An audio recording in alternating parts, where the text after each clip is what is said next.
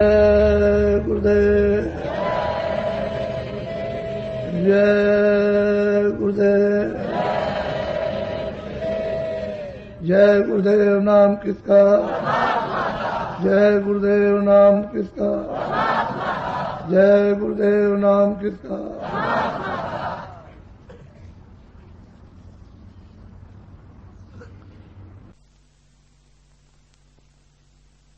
फिर सत्पुरुष की धारा आई यहाँ तक आंखों के सामने टिकी हुई है। इसी पर सब बैठेंगे और इसी से चढ़ के वापस जाएंगे। अब एक दूसरे के शब्द को एक दूसरे ने छुपा लिया, अपने शब्द पर ले लिया और ऊपर का शब्द छुपा दिया। तो अब समझ में क्यों नहीं आता कि ये नीचे के शब्द होते रहते, तरह तरह के बाजें बजते रहते हैं, तो समझ में नहीं आते। लेकिन जब भेदी मिल जाता, कहता नहीं इस आवाज को तुम अच्छी तरह से पकड़ो, सुनो। जब सुनने लगता, ध्यान देने लगता, तो आवाज आने लगती है और आवाजें बंद हो जाती। ऐसे ही सब स्थानों पर सब आवाजें बंद हो जाएंगी, लेकिन आवाजें वहां बहुत है, उसकी वजह से वहां की आवाज नहीं सुन सकते आप। और जब भेदी बताएगा कि इस आवाज को पकड़ो, और जब उसको सुनने के लिए कान लगाएगा तो आवाज आने लगेगी और बंद हो जाएगी। इसी तरह से हर एक मंडलों पर है, जब वहां पहुंचोगे तो आवाज आएगी। अब क्रिया करने वाले गुरु होने चाहिए जो आते जाते हो सबके बीच से होकर के, तब सुरत जाएगी। नहीं ऐसे बोलो। ताके परे धाम सतनामा बीन बजे सतलोक। अब कहते हैं कि भाई भूमर गुफा के परे, कहते हैं लोग जो है वो सतधाम है, और वहां कहते हैं बीन बांसुरी बजती, वहां सतपुरुष रहते, इन्हीं की मौज मस्ती संगवा। ये सब कुछ वहीं से आया, इन्हीं से। कहते हैं कि यहां तक सूरत पहुंच जाए तो ऊपर जाने के लिए कोई किसी तरह का बंधन नहीं, यही से सत्यों का उतार हुआ और वही पहुंच जाएगी, अपने घर में पहुंच गई। बस फिर तो अखंड है, अविचल है, अस्थायी है।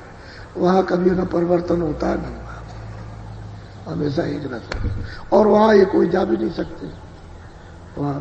तो ये सब विस्तार वहीं से हुआ।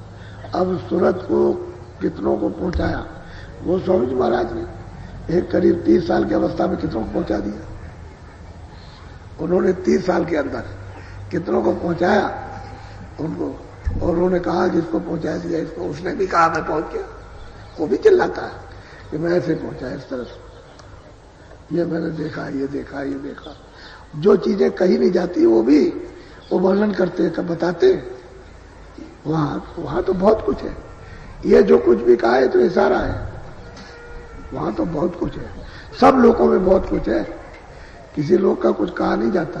वो तो सीधा सीधा अगर बहुत वर्णन करे तो कौन पोथा रखेगा। वो तो बहुत कुछ है, इसलिए सीधा रास्ता बताते हैं। चलो फिर तो वहां चलना, देख लेना सब, उसको अच्छी तरह से अनुभव करना उसका, फिर सीधा रास्ता। कहते हैं वहां सतलोक में सूरत जब दाखिल हो जाती है तो बीन बांसुरी, वहां सतपुरुष विराजमान।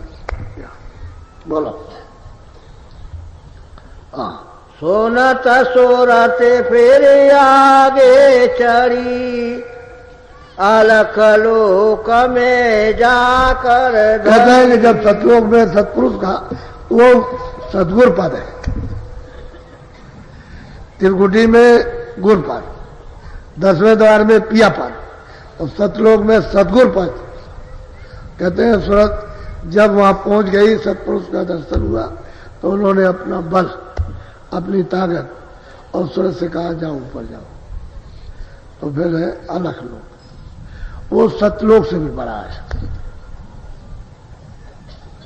वो अलख लोक है, उसमें अलग पुरुष रहते हैं। तो अपना बल दे करके अलग पुरुष दे दिया। अब जब अलग पुरुष का दर्शन हो जाएगा अलग लोक में पहुंच करके, तो वो बल दे देंगे कि सूरत तुम आगे जाओ। बोलो। कोटि नयर बसूर उजियारा, अलख पुरुष छवि अद्भुत धारा।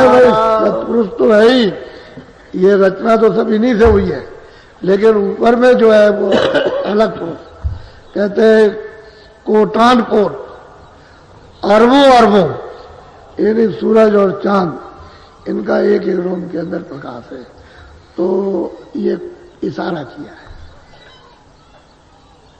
ये भी कुछ नहीं है, इससे भी ज्यादा, ये भी कुछ नहीं है, गिनती कुछ नहीं, खाली एक इशारा करने को आपको कह दिया। तो सूरत वहां पहुंची, उनका अलग पुरुष का दर्शन। अब बोलो आगे। हाँ बोलिए।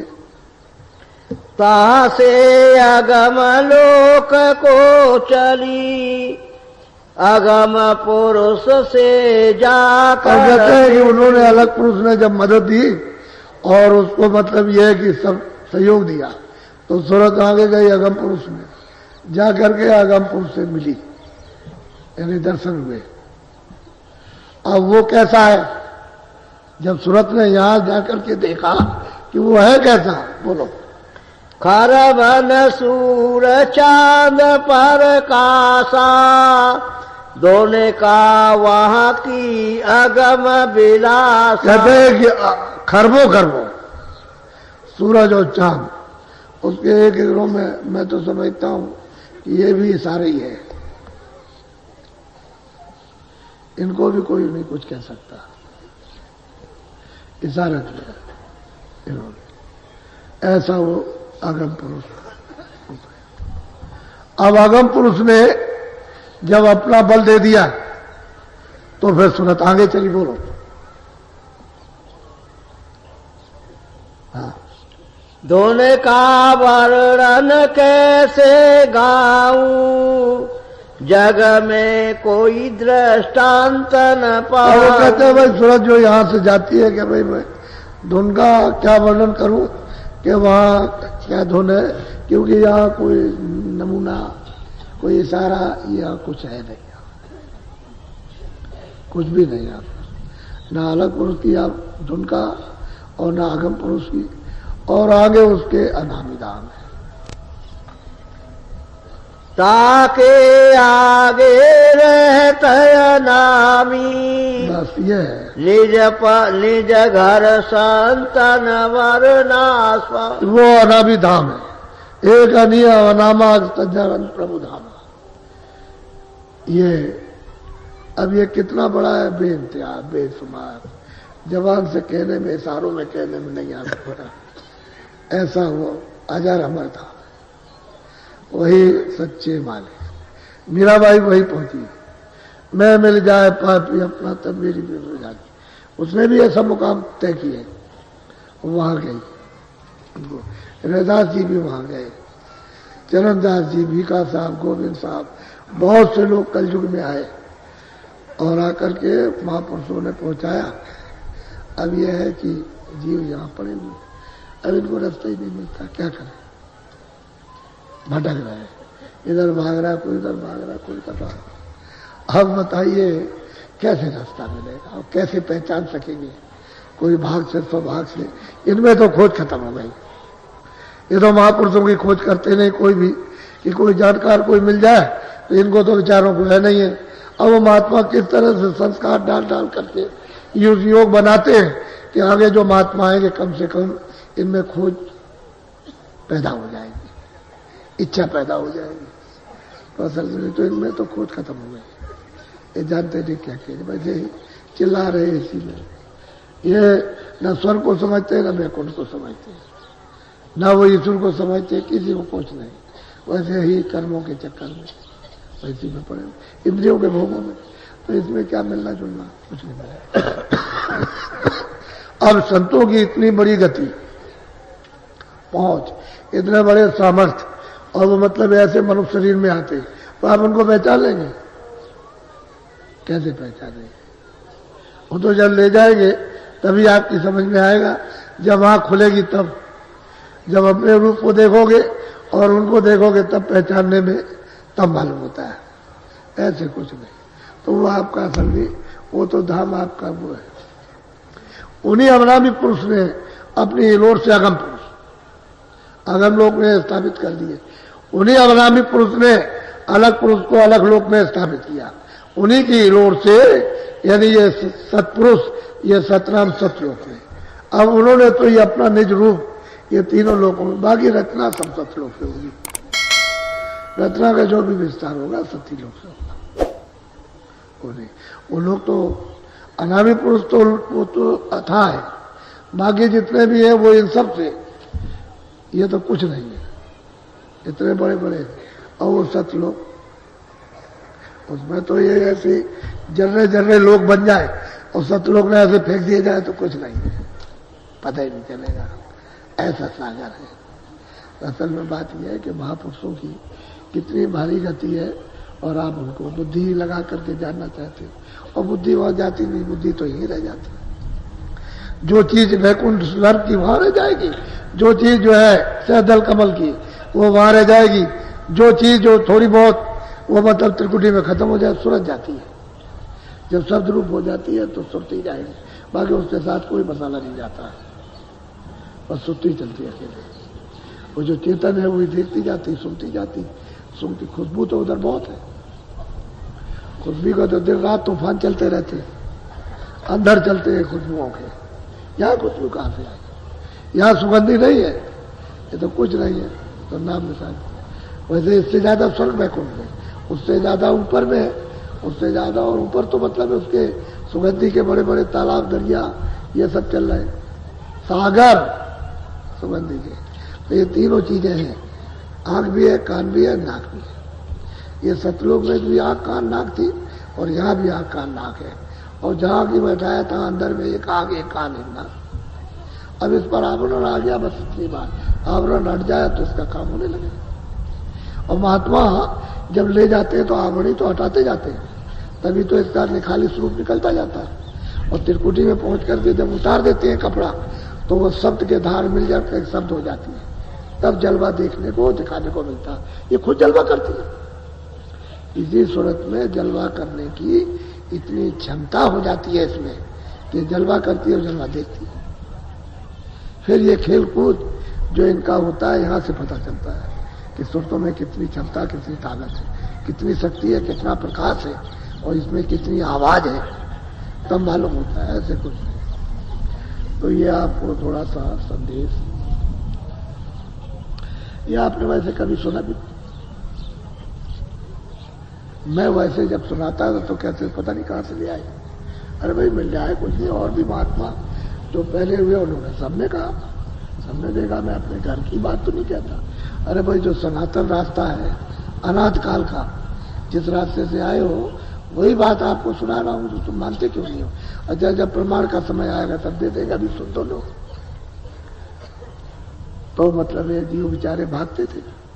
उस समय ऐसी भगदड़ मचती हुई कि नहीं हम उनकी आंखों की तरफ नहीं देखेंगे, उनकी आंखों में जादू है, और जो देख लेते हैं तो उनका हो जाता है। ऐसा प्रचार हुआ तो उन्होंने आना बंद कर दिया, बड़े जोर शोर के साथ। किसी ने कुछ कहा, किसी ने कुछ कहा। किसी ने कहा भाई जय गुरुदेव अपने को कहते हैं भगवान। अरे भाई मैं भगवान नहीं हूं ना, मैं अपने को कहता हूं। अब इनकी शंका है तो कोई तो कौन दूर करे, पास आओगे तो दूर हो जाएगी। असल में बात यह है। तो भिन्न भिन्न भाव और भिन्न भिन्न मत और भिन्न भिन्न शंकाएं, तो हम दूर रहते हैं। तो धीरे धीरे धीरे धीरे अब लोगों को ये समझ में आने लगे। जब लोग साधन कुछ करने लगे और करके मतलब यह कुछ कामयाब होने लगे और साधन में कुछ इनको, और जब प्रेम भक्ति में आने लगे तो अब लोगों ने समझना सुनना शुरू किया। तो धीरे धीरे भाई सभी महात्माओं ने ऐसे ही मेहनत की। हम भी मेहनत कर रहे हैं क्योंकि शरीर है मेहनत करने के लिए। अब जिसको लाभ हो जाए उसका सौभाग्य है। वो तो मालिक तो हुए हैं, तो हम सब तो उसके सेवक हैं। गुरु कभी अपने को गुरु नहीं कहता, न चेले बनाता।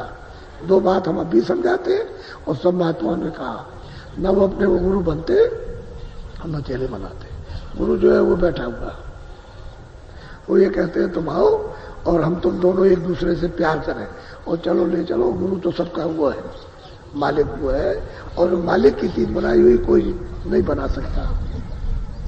तो मददगार है, चलो हम चलो मदद करें तुम्हारी, चलो वाले चले। अब ये है प्रेम तो करना है, दोस्त से प्रेम किया जाता है, लेकिन माता पिता थोड़ी मान लिया जाता है कि हमारा बाप है ये हमारी माँ है। प्रेम कर लिया ठीक है, तो इस तरह से महापुरुषों से प्रेम कर, लेकिन मानना पड़ेगा पक्का दोस्त है, पक्का साथी मानना पड़ेगा, क्योंकि वही ले जाएगा, दूसरा तो कोई ले नहीं जाएगा। और वो मालिक आएगा नहीं, उसने तो भेजा है कि जाओ उनको जगा करके, चिता करके, समझा के, बुझा के, उनकी सफाई करके और उनसे प्रेम प्यार करा करके ले आओ। तो वो आते हैं, मेहनत करते हैं, असली वो तो आता नहीं कभी। तो आप उससे दोस्ती बना लो, महात्माओं को अपना दोस्त बना लो, उनके दोस्त बन जाओ, लेकिन वो अपनी तरफ से नहीं कि मैं गुरु हूं और तुम मेरे से। आपका भाव तो ठीक है, उनका भाव ठीक नहीं है, वो गुरु नहीं बनते, नजीले बनाते हैं। वो तो सब जीवात्मा सब मालिक ही है, इनको कोई गुरु चेला नहीं बना सकता। आप मदद करो, तो मदद करते हैं। अब आप अपने भाव से रखते हो, वो तो अलग चीज है, आपकी श्रद्धा तो अलग है, लेकिन उनकी श्रद्धा ये है कि जो कुछ है सो मालिक है, चलो वहां चले। जब वहां पहुंच जाते हैं तो गुरु गोविंद दोनों खड़े, जो यहाँ बताने वाला वो भी वहां और वो मालिक भी वहां और वो भी वहां, कह के भाई ये तो कहते हैं भाई किसके पैर लगूं भाई, इन्होंने तो बताया मृतलोक में, नहीं हमको कौन बताता, आपके पास तो इन्होंने मिलाया, तो हम इनको पहले बताना। गुरु गोविंद दोनों खड़े, के लागू पाए, बलिहारन गुरु की जो गोविंद जो मिलाया, मालिक से जिन्होंने मिलाया बलिहारन का हूं। तो यहाँ तो सब कुछ वही है, मान लिया जाए, दोस्त बना लिया जाए, मित्र साथी बना लिया जाए कि हमारी मदद करे, सहायता करे। प्रेम तो करना ही है। अरे भाई चोर चोर प्रेम करता है, डकैत डकैत प्रेम करता है, आप महात्मा से नहीं कर सकते, प्रेम नहीं कर सकते, दोस्ती नहीं कर सकते। तो दोस्ती करो, इतने में तो काम बनता है। अब तो उनसे लड़ाई झगड़ा करोगे और मुख मोड़े रहोगे तो फिर क्या मिलेगा उनसे? माल तो सब उनके पास रखा हुआ, वो तो देने के लिए आए, वो देना चाहते, वह है आपका माल, लेकिन आपको लेने नहीं आता। बोलो जय गुरुदेव। देखो 3 कार्यक्रम होते हैं, एक तो भंडारा। गुरु महाराज ने जो अमोलक धन दिया, वो ये कहते थे कि हमारे पास तो कोई झोपड़ी थी नहीं, तो लोग ये कहते थे कि झोपड़ी कहां से बनाएंगे, कोई झोपड़ी नहीं थी। गुरु महाराज तो गृहस्थाश्रम में थे, तो कोई झोपड़ी नहीं थी। तो लोगों ने पूछा भाई इनकी कोई झोपड़ी वोपड़ी, कहने लगा कि अगर झोपड़ी तुमको बनाना है तो मथुरा में रहना।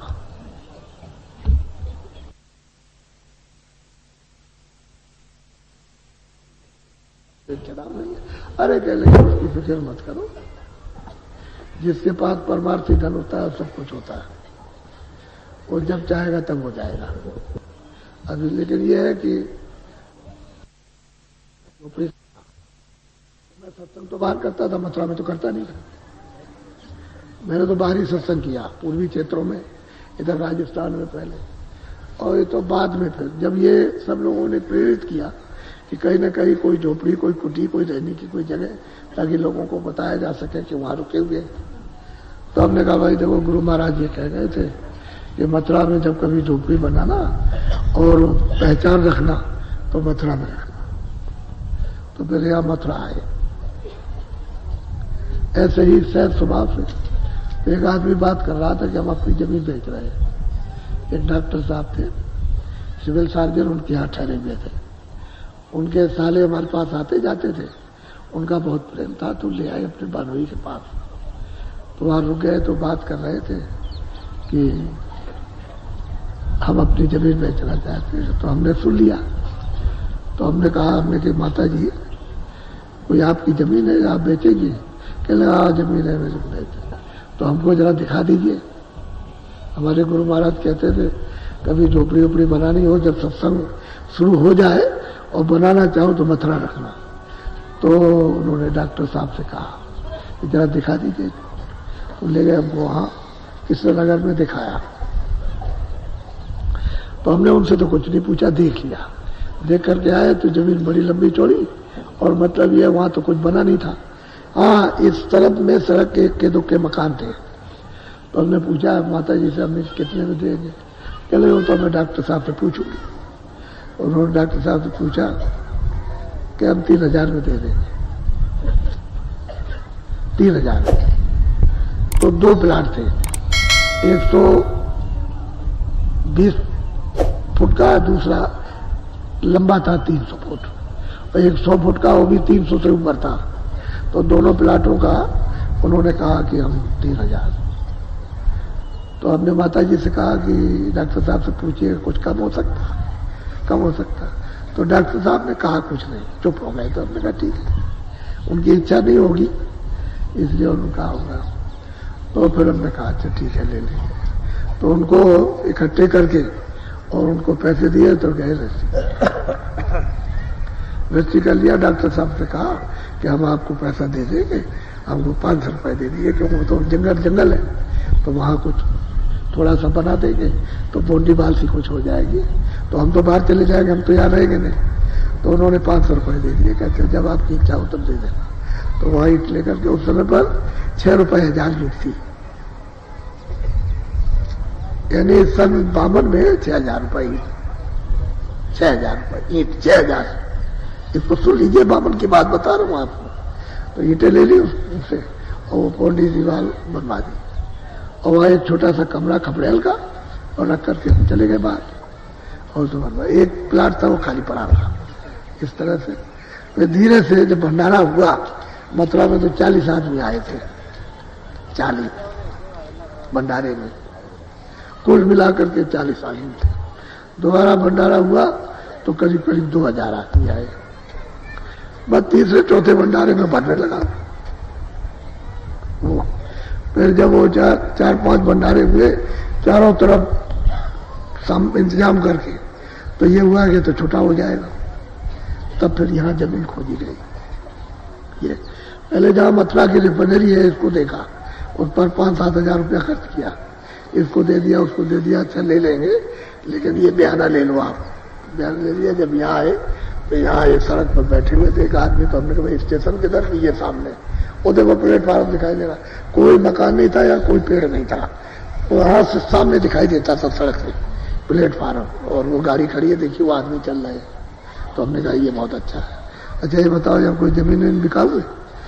तो कह लगा अरे हम ही देने वाले हैं, ले लीजिए आप। तो बस ये जमीन, ये टंकी आप देखते हो, तो उसमें कितने मिलेंगे कि हमारा पूरा बिजलियों का बाग, और यहाँ की थोड़ी फसल है, और 12 बीघा 8 एकड़ है, 8,000 लेंगे, 8,000। वही कुछ कम कहले हमने महाराज मेरे को सही बता दिया। तो फिर ये जमीन फिर ली, बस के आसपास में हो। कहने का मतलब यह है कि गुरु महाराज ने जो वस्तु दी उनका एक चिन्ह, ये मंदिर, कि उन्होंने ये चीज हमको दी थी। इस कुटी के बहाने उनका एक स्थान, मतलब गुरु महाराज का, कि उन्होंने ऐसी अमूल्य वस्तु दी है। हम क्या बना सकते हैं और उनकी क्या महिमा कर सकते हैं, क्या याद, कुछ नहीं कर सकते, जो हो जाए वो। कैसे महापुरुष ये चीज दे करके नहीं तो गए, और यार तो हम तो अपने सामने ही कुछ कर रहे हैं, और ये नहीं तो वैसे लोग बाद में करते हैं, और फिर बाद में तो जो कुछ ये जानेंगे सबसे कर। तो कहने का मतलब ये है कि हमारी तो कोई इच्छा थी नहीं। हमने तो गुरु महाराज से कहा था, प्रार्थना की थी कि ये काम किसी और को दे दीजिए, हम तो चुप रहना चाहते हैं, अपना भजन करते रहेंगे, बस और कुछ। तो उन्होंने कहा भाई जो कहेंगे वो करोगे, कि वैसे ही अपनी तरफ से जो हुक्म रहेगा वो करेंगे, तो बस उसी को रखो, जो हुक्म हो उसी काम को करो, जो हुक्म नहीं है उसको मत करो। चुप हो गए, और बहुत दिनों तक चुप रहे। फिर जब लोगों ने कहा कि भाई गुरु महाराज कह गए थे कि कुछ काम हम कुछ करेंगे कराएंगे, तब फिर क्या बोला। तो इनको समझाने बुझा, बड़ी मेहनत, बड़ी परेशानी, दुनियादारों को परेशानी इतनी नहीं है, इस सत्संग में समझाने में, बुझाने में, पलटने में, इनके बुरे बुरे काम छोड़ने में बड़ी मेहनत, छोटी मेहनत पड़ती है। तो जो लोग साथ में थोड़े रहते हैं, देखते हैं कितनी मेहनत, तब जाकर के जीव खड़े होते हैं। तब फिर अब ये तो दया से मालिक की कुछ न कुछ इनको मिल रहा है, कुछ पा रहे। हम कहते हैं कुछ कर लो, नहीं तो ये समय निकला जा रहा, अच्छा रहेगा कुछ कर लीजिए आप। तो ये 3 कार्यक्रम होते हैं, एक तो भंडारा, दूसरा यह है कि अगस्त यानी गुरु पूर्णिमा के बाद एक साधना कार्यक्रम होता, इसी में बैठ के साधन कराया जाता। तीसरा कार्यक्रम ये होली में है।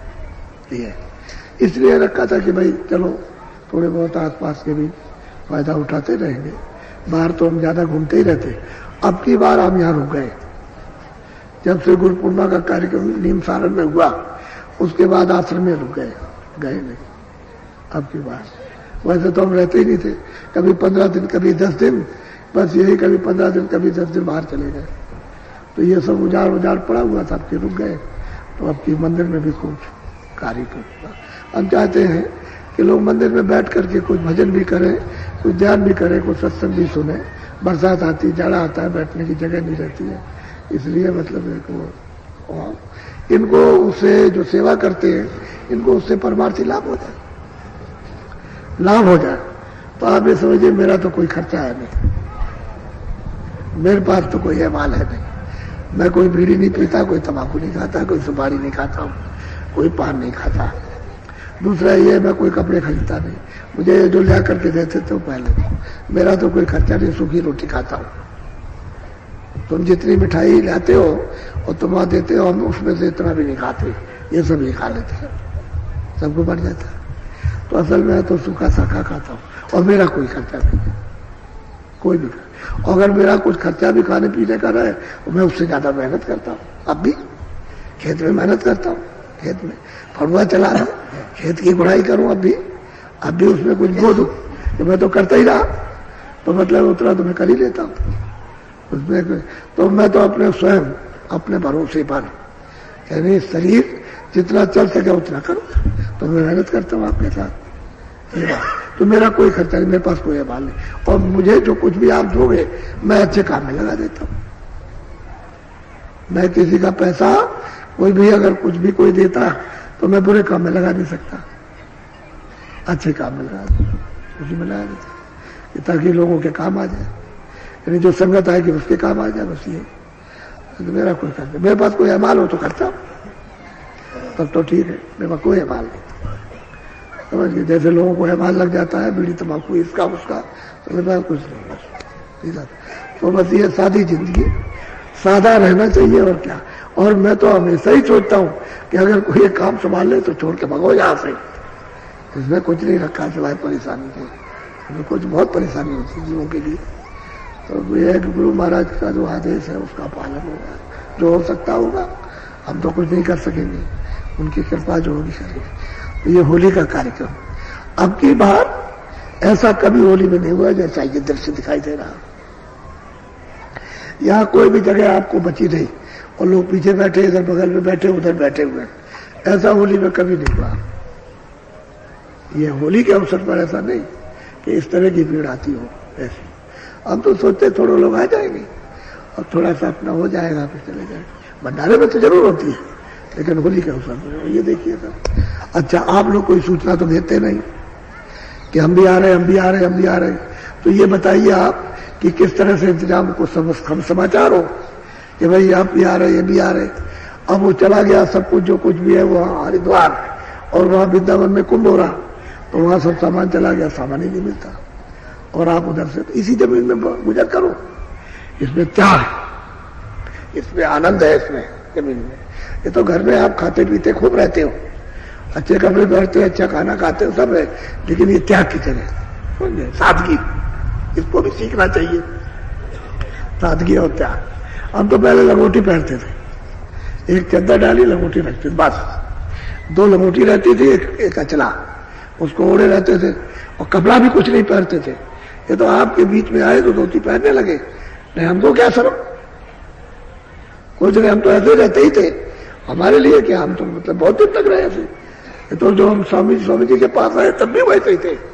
तो हमको कुछ जब औरतें बच्चे इनके बीच में आता हूँ तो कपड़ा पहनता हूँ कि जरा सा अच्छा नहीं रहेगा, नहीं कुछ नहीं, त्याग भी होना चाहिए। तो जब कभी 2 दिन 4 दिन तपस्या होती है कि चलो भाई इस तरह का व्रत होता कि चलो जमीन में रहेंगे, नहीं कुछ मिलेगा, ऐसे ही रहेंगे, तो ये तो कभी कभी ऐसा होता। तो सब चीज को बर्दाश्त करना चाहिए, इससे आपके कर्म साफ होंगे, भावना आपकी अच्छी होगी, आपका मैल कटेगा, मन बुद्धि चित्त जो है वो होगा। नहीं ये समय कहाँ मिलता है ऐसा, ऐसा माहौल कहाँ मिलेगा इस तरह का। तो आदमी को ये नहीं कि हर वक्त वही सोचता रहे कि हमको ये चीज मिले वो मिले, ऐसा नहीं, कुछ ऐसा भी हो। हम भी जाते हैं तो कभी कभी जब जगह नहीं रहती है तो मैदान में जमीन में लेटते, अभी हमारे साथ रहते जमीन में लेटते, कोई चीज नहीं रहती जमीन बैठ जाते, हमें कुछ नहीं है लेटेंगे इसी जमीन में, इसी में जब जाएंगे तो इसी में तो जाएंगे। तो हम भी लेटते इस वक्त, जबकि सब हम किसी से कुछ कहते सब साधन आ जाए, लेकिन कुछ नहीं, जंगल में गए वो जमीन में लेटे, उस रात तुम भी लेटो। और इनको कोई रावटी फावटी कोई सामान हुआ चद्दर वद्दर तो इनको कह दिया तुम लगाओ, और वो मैदान में रहेंगे। आप भी ऐसे ही करें तो इसमें क्या है? अरे भाई ये तो सादगी होनी चाहिए, ये कोई बवाल तो जाने वाला अपने साथ अपना है क्या? ये शरीर भी अपना नहीं है, ये भी दूसरे का है, वो अपना सामान ले लेगा, ये सामान होता है रह जाएगा, हम क्या ले जाएंगे? एक सुई की नोक नहीं ले जा सकते, तो आपसे कह दे कि आप ले जाओगे, ये तो सोचने की चीज है। तो आपको ही बताना कि आपका भी कुछ नहीं है। जब हम अपने आप को उपदेश करते हैं कि मेरा कुछ नहीं है तो आपका भी कुछ नहीं है, आप भी ऐसे ही खाली जाओगे। इसलिए तुम नाम की कमाई करो और फिर सूरत के छकड़े भर करके ऐसे चलो के साथ।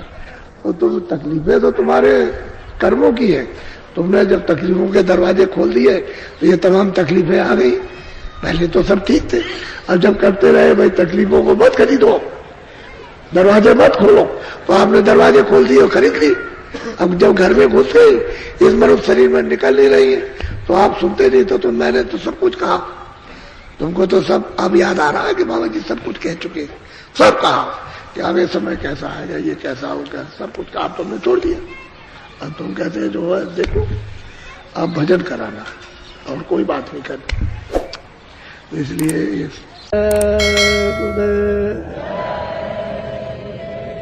जय गुरुदेव, जय गुरुदेव नाम किसका, जय गुरुदेव नाम किसका, जय गुरुदेव नाम किसका।